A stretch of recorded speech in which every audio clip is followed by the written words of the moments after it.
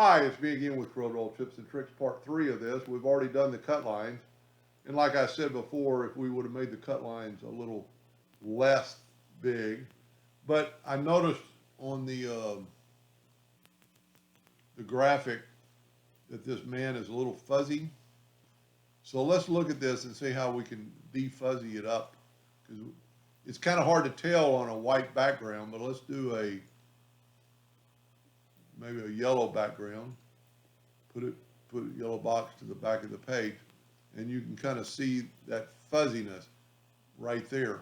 So if you would take your shape tool, and if you look and just kind of move all this in, look how clear it gets. You're not really messing around with the shape itself.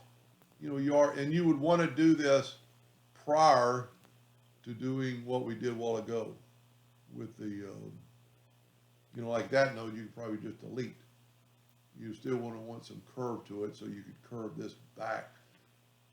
But look at the difference between this and that.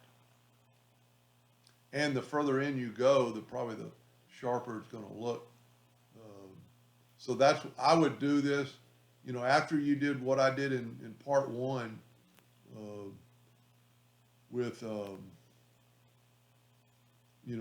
making this into a bitmap. I would do this immediately after I did that, before I cut my cut lines, because this is going to change your cut lines. And also, if you have X7 or above, you could use the smoothing tool and just kind of smooth out these. You got to click on it. Let's zoom in here. It'll just smooth it out just ever so gently. Quite a bit of difference between the two. Look at one side to the other side. Anyway, I hope that helped. Thank you for watching.